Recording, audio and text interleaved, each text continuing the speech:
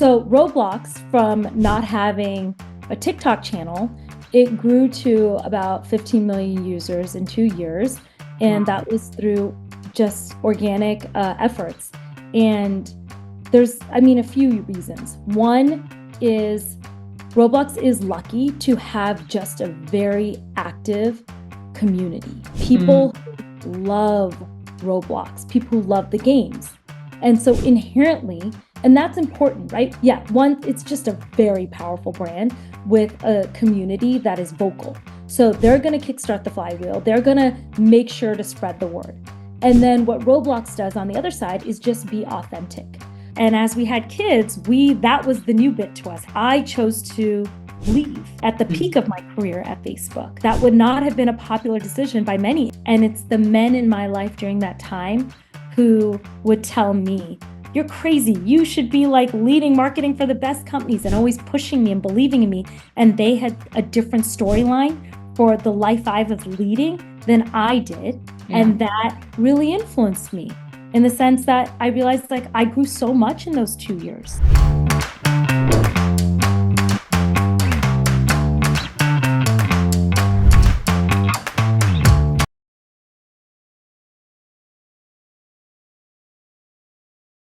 Neha, it is so good to have you on the podcast. Thank you for doing it. Well, thank you for having me. Neha, you've been in senior marketing roles across several companies, big and small. Tell us what really got you excited about marketing. Before business school, so I went to Stanford Business School, but before business school, I wasn't doing marketing. I was actually doing finance consulting.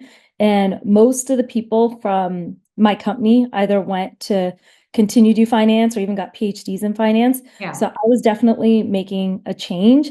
And I think the reason, and that's why I went to business school, to make that change and to go into marketing. So everything post business school was with a hyper focus on that. But for me, it was actually my family. So I was knee deep in finance consulting. I loved my job. My brother had his own business. So on the side, it was a diamond and jewelry business. So on the side, I would help him with his marketing. And I absolutely loved it. And so then I started to, for a finance consulting company, help them with their marketing on the side. And yeah, I just fell in love.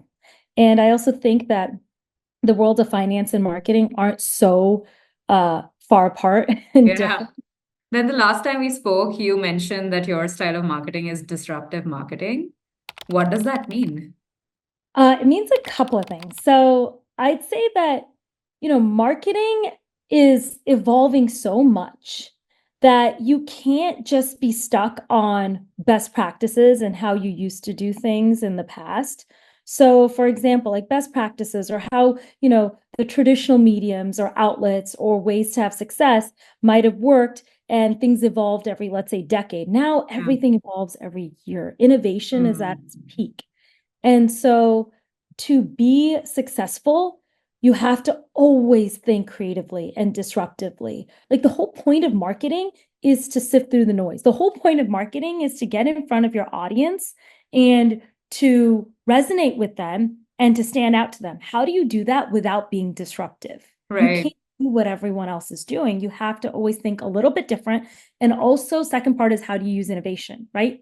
So our audience is evolving so fast too, Yeah. where millennials are so different than Gen Z, which is so different than Gen Alpha. So Yeah. how do you relate to each of them? That requires a disruptive approach.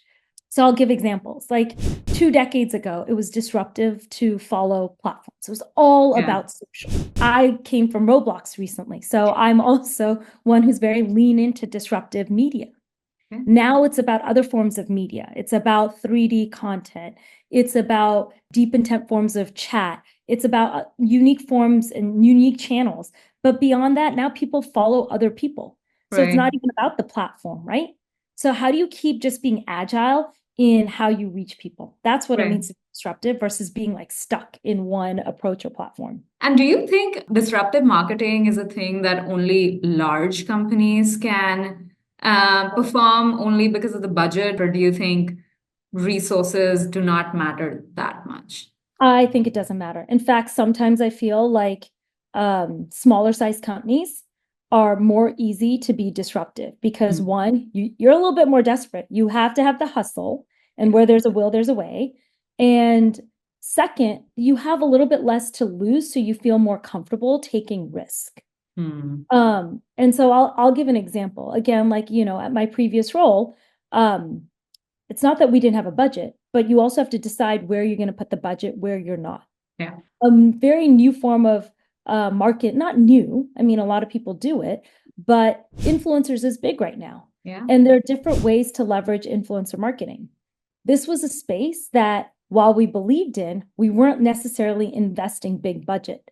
So again, it's all about how you get creative. When people think about influencer marketing, they generally think about, okay, paying the influencers a certain percent based off of how much sales they bring in. However, a lot of these influencers are also making substantial money from ads and on YouTube. So if you don't have the budget to pay them, does that mean you don't go after that? Does that mean you don't think creatively and again, disruptively on how do you reach your audience and your target market? No. So we built a program. We knew that the value that we could give them is, I mean, they have an audience base. They're making their money through YouTube and other established channels, Instagram. They want content. They want gaming content. They want the latest updates. So how do we nurture a program where they get that, where they can have influence, where they have the ability to lean in on their creative side and create UGC content? So things that might not cost significant amounts of marketing budget, but add tremendous value to them. So again, like you just have to get creative. I actually was going through your LinkedIn and you had mentioned that Roblox became one of the largest brands on TikTok. And obviously, you were working a lot with influencers. So, how did that happen? So, Roblox, from not having a TikTok channel, it grew to about 15 million users in 2 years. And that was through just organic efforts. And there's, I mean, a few reasons. One is Roblox is lucky to have just a very active community. People love Roblox, people who love the games. And so inherently, and that's important, right? When you are thinking about leveraging social medias, you also need to understand the voice that your brand has and how people resonate with it and just have a little bit of a reality check on what kind of brands can grow and thrive and which can't. And then you have to be almost smart about how you invest your money versus just throwing money at it too. Right. Yeah, it's just a very powerful brand with a community that is vocal. So they're going to kickstart the flywheel. They're going to make sure to spread the word. And then what Roblox does on the other side is just be authentic. So given that we are 3D content, Roblox had the ability to be more unique in its approach to content, unlike other platforms. So how do you bring that uniqueness, that immersive visual effects to the TikTok world, which was unique?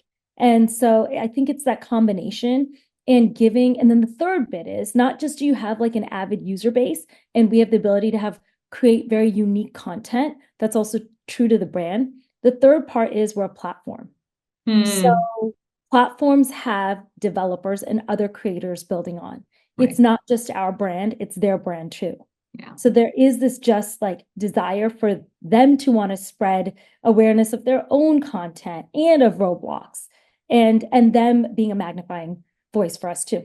Like you worked with consumers, you worked with businesses, and you worked with developers. And many people know what consumer marketing or business marketing could mean. But what does it mean to market to developers, and how do you do that at Roblox? Honestly, so I've spent most of my career. So I ironically am a consumer marketer at heart. My experience in marketing is and traditional education in marketing is grounded in consumer marketing. So I'm gonna like pull us back even before Roblox. Because I love that you asked this because developers, businesses, and users are such different audiences, and they all require such different type of marketing and understanding just the audience because they think very differently.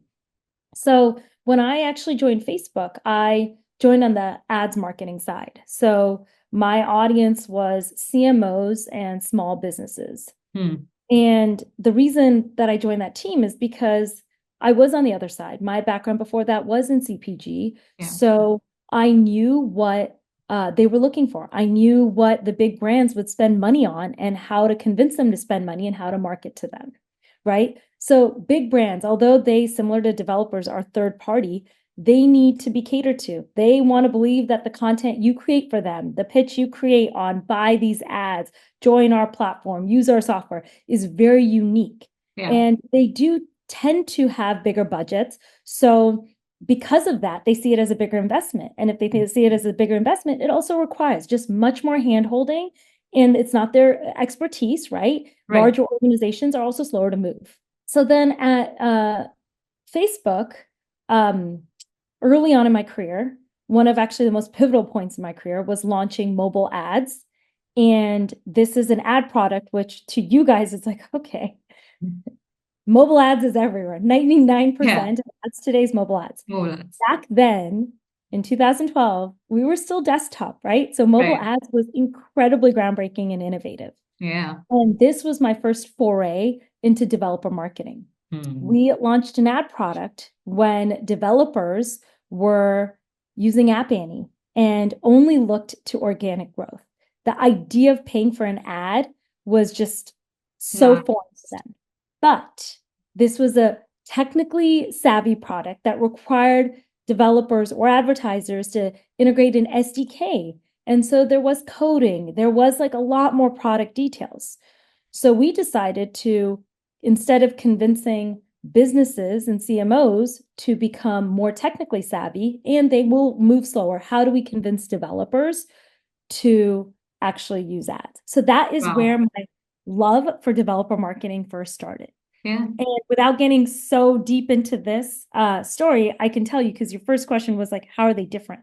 Yeah. So developers, first of all, don't like to be marketed to. They don't want to be sold to. They just are hungry for information fast.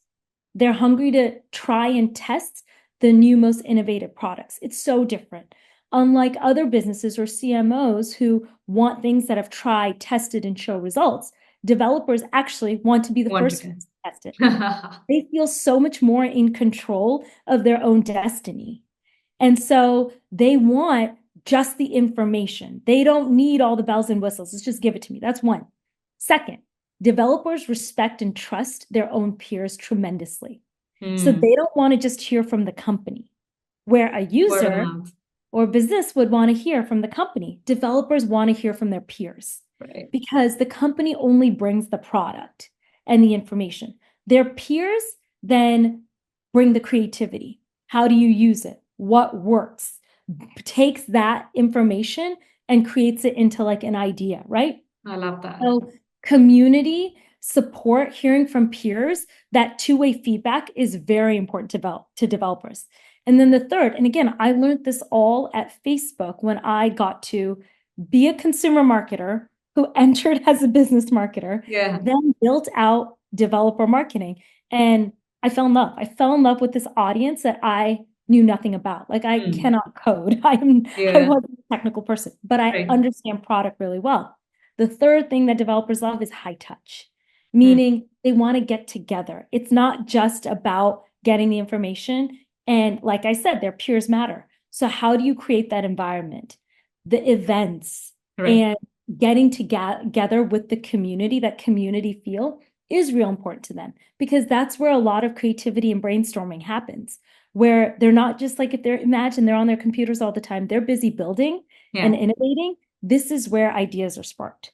So that's, again, a difference. And if you look at a lot of the top tech companies out there, they are known for massive developer events.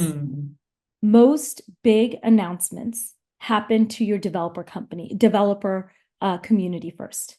From Meta to Roblox to Apple to Google, they will always share with their developer community first. One, out of respect, because this is the community that's going to build. But second, in order for things to reach the end consumer, a lot of times you need the developers to be building and bring it to life on a platform, especially.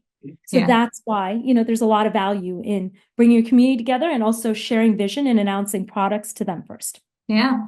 And when you talk about developers as creators. Like, how do you go to them and get their buy-in that, hey, this, I hope they're not considering it extra work, but it's still extra work. So, how do you convince them to create content for you if you are on a platform? So the world of developers and creators is merging. It's merging and almost expanding. It's almost like you can think of it as developer audience expanding. Right. And so the different types of developers. They're developers who build for SaaS products. They're developers that build on B2B platforms. They're developers that build on consumer platforms like a Roblox and a Meta, right? Build games. Those are developers. But with AI, with just content in general, growing and expanding online, the world of UGC has also expanded.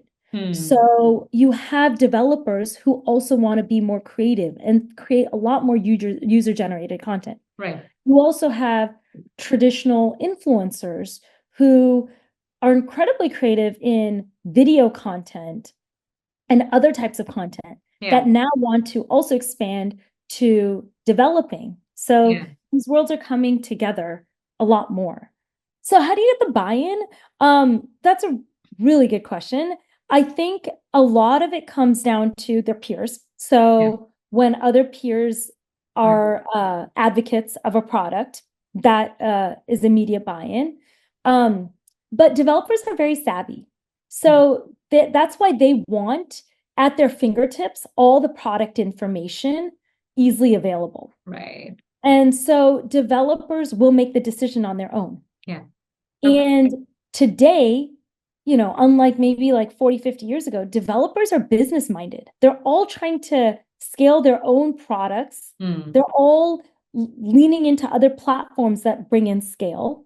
So they're thinking with a business mind. And so they're also going to want to, that's the buy-in, right? They will build and integrate products that they know will enhance their own business, their own products. You have hosted some of the largest conferences in the technology industry, F8 at Facebook or Meta, and RDC at Roblox. Could you talk to us about how you organized the event, F8 event at Facebook or Meta? So yes, F8 was Facebook's developer conference. Now it's called Connect. Now Meta has Connect, and F8 was Facebook, and then Facebook acquired Oculus. Oculus had Connect, and so they merged the two. So now there's one developer conference called Connect, but it was called before F8. At all of these companies, the developer conference is the largest event. So events takes on a different meaning than what we think of as events. Like, it's not a meetup, it's not community events like a lot of companies do. It's not a holiday party. It is way more meaningful than that. And similarly, Roblox had RDC, which is Roblox's developer conference. Yes, so events are very time consuming. They require a lot of effort, but the impact can be also significant. So the reason why these companies do events, and it's specifically for their developer audience, like I said, the developer audience is unique where they require that high touch, but it's also probably the biggest opportunity for the founder or CEOs or CEO leaders of the company to share their vision. If you're going to share your vision for your company, you want to do it on your platform and your stage versus on a different platform, right? Or a different news outlet. So this has become something, again, that 10 years ago or 12 years ago when we were starting was innovative is now the norm. So one, it is the main stage for CEOs and leaders to share their vision. 20 years ago, people used to keep their vision and their plans for the next 5 years so tight, it was almost like confidential information. Today, you want to be the first one to share your plan because that builds so much trust. And sharing your roadmap with everybody doesn't just build credibility with the developer community, but also the broader community, the users, investors. It's just showing like how you're thinking. So it's very different. That's one. Second, because if you're going to have an event, if you're going to have a place where you're going to share your vision, you're going to bring your entire developer community together. That means you're also going to want to aggregate all of the updates. I'm not saying every update for a company happens during an F8 or a Connect or an Google I/O or RDC, but you do make sure that you have significant updates because you have the eyes and ears of. Does that coincide with the quarterly reporting? It doesn't. So it is very important that you keep earnings and reportings as very distinct. The stuff that's shared at these conferences is much more visionary. It's not about, you don't share revenue, profits, any kind of information that would impact earnings. It's more to inspire your broader community because the companies that do have events are platforms. They need these community members to take what they're building and understand their vision in order for the company itself to grow, right? And all of their partners to leverage it. But since it is the place where you're sharing a lot of announcements, you're bringing your community together, you are sharing your vision, it's also probably the best place for you to drive awareness. So often all these companies, including when I was at Facebook and did F8 and REC, you have press. This is the time where instead of you going to different places, you're having different outlets come to you and you're sharing it, your vision and your message, which is unique, right? Being able to control your own message. And by the way, the results speak for itself. Events is a heavy lift. It's not the most scalable approach to marketing, but in certain circumstances like this, it really does pay off because one, you're driving awareness with the broader press and mass audience, which is not even the main purpose, but you're doing it in a way that's so respectful to your audience and you're prioritizing the developers. You're nurturing the developer relationship while also making sure that they can test, learn about, and try out all of your updates at once. And you will immediately see a spike in product use because of this, right? Because gathering the best minds together. And, like I shared with you before, the community probably is the most elevated when they're together and connecting with each other. So just bringing them together is helpful. I love that. And then at what scale do companies start doing these events? Because obviously it just seems to be like a multi-stakeholder event. And I'm not sure whether you need a basic minimum of revenues or profits or just cash flow in hand. What does that look like? That's a really good question. I think it looks different for different people and different companies. So again, like a company which is multi-audience, where they're thinking about users, businesses, be it small businesses or CMOs, and creators or developers, they all require different types of touch points. And again, events is a very small one type of touch point. For direct to consumer user marketing in the consumer world or tech world, you don't necessarily need to have events. But for businesses or for creators or developers, having that sort of an in-person engagement matters. Does it need to be at these scales? Absolutely not. And the scale that we are talking about is for companies who, one, this audience is critical and they have a sizable amount of creators on the platform.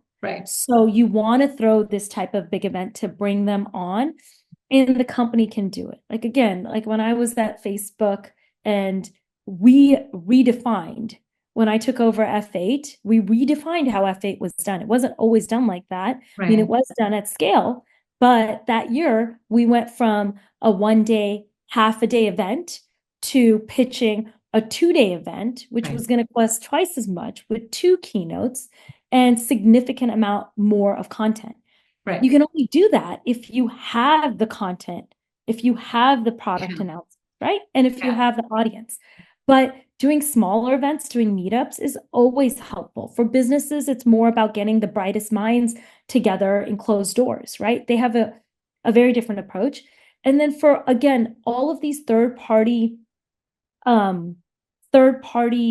audiences, and I'll include creators in this too. There's one thing to have events and there's another thing to go to industry conferences.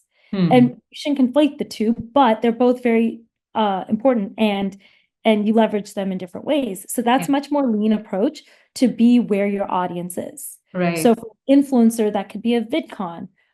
For developers, that's a GDC, right? For businesses, that's Adweek or Cannes. So there's a lot of industry events out there that having a presence, and that's something that smaller companies absolutely can do.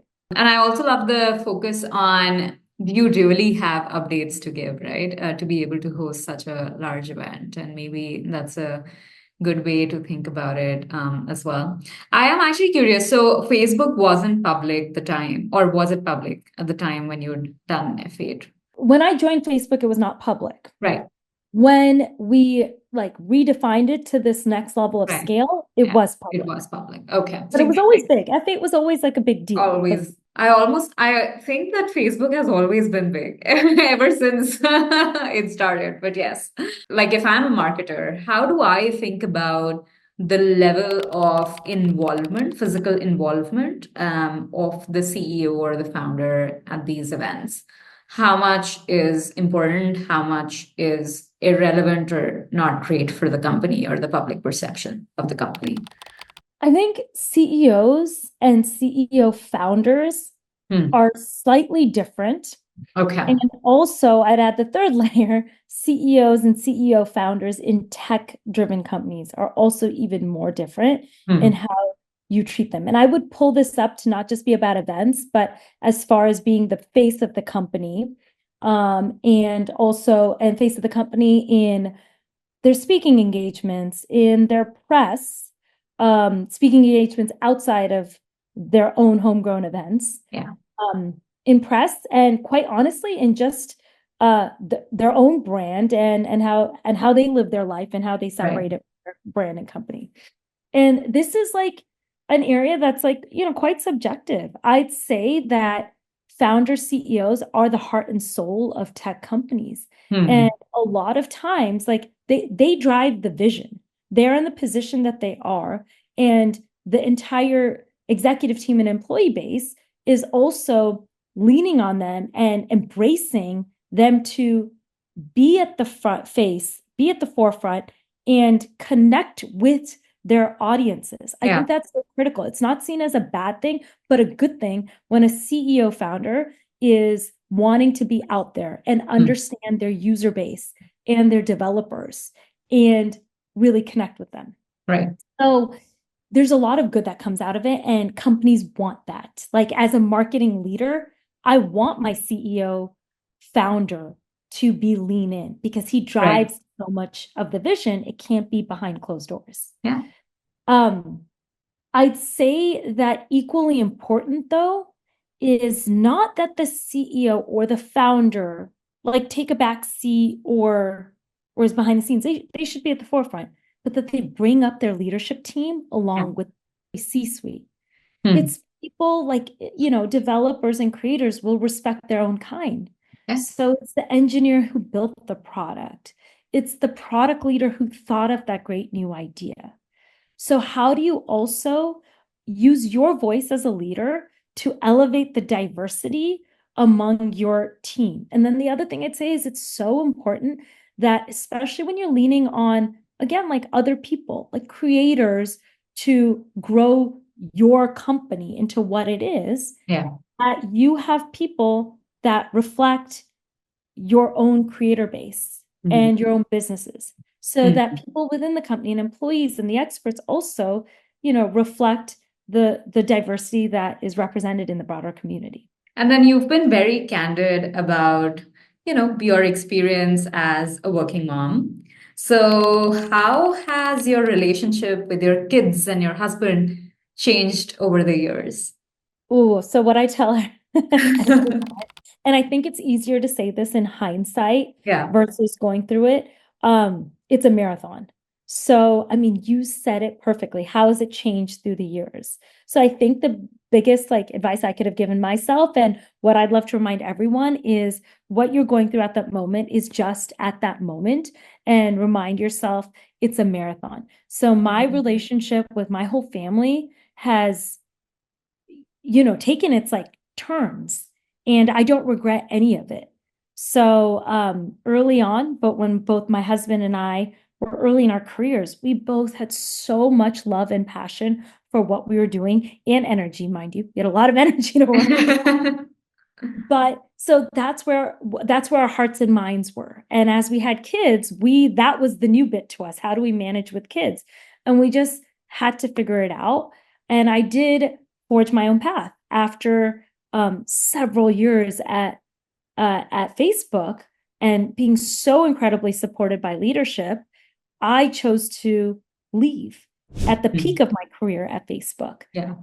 That would not have been a popular decision by many. In fact, it was something I struggled with a lot too, because nothing pushed me out of Facebook. In fact, I was very supported, and I learned how to be a leader there. I learned how to be a manager, and I also had the best mentors I've ever had and sponsors. Yeah. But I took a back seat and I forged my own path for 2 years because I had two little kids. And at that time, I chose to take on board roles. I chose to consult. I chose to join a startup, things I never would have done. And that was its own learning and growth. It wasn't, oftentimes as women, we say we took a break.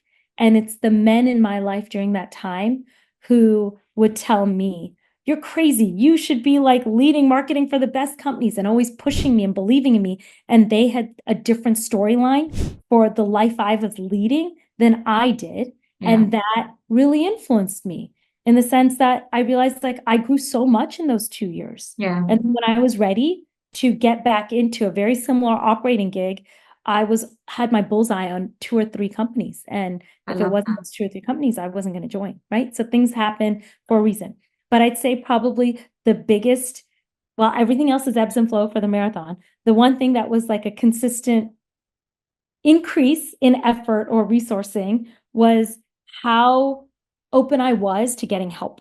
So I have 3 kids. Oh, I wow. also have 3 little kids, but I also have How old are they?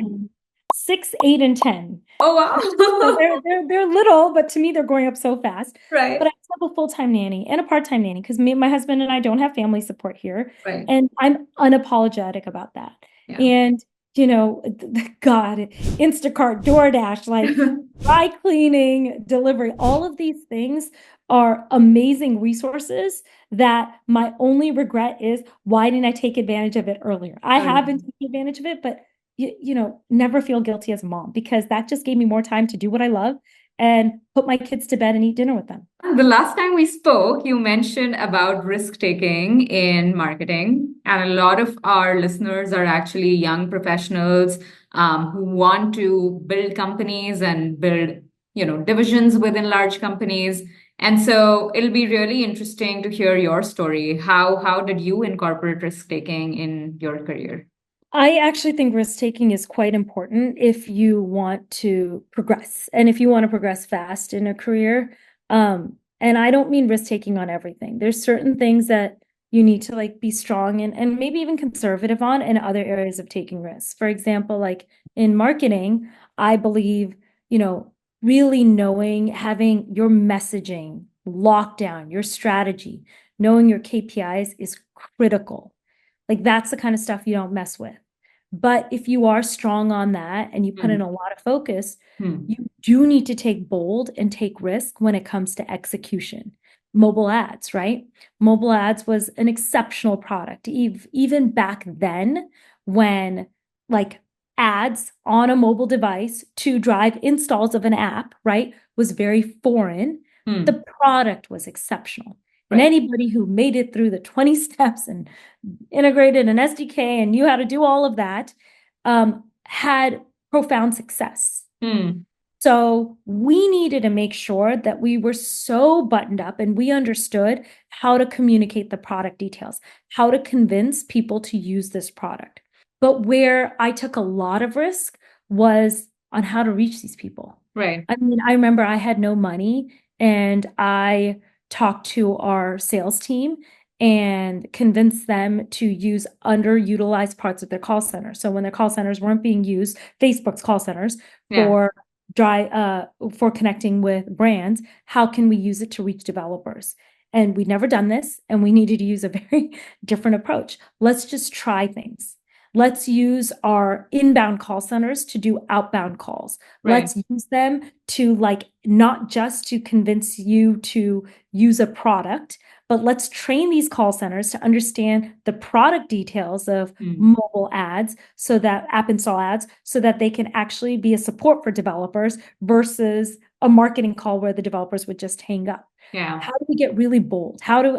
We had no budget for research. I brought my own camcorder from home and I videotaped our employees trying to use the product just so that we could fix the entire user flow and communication, the marketing of the user flow.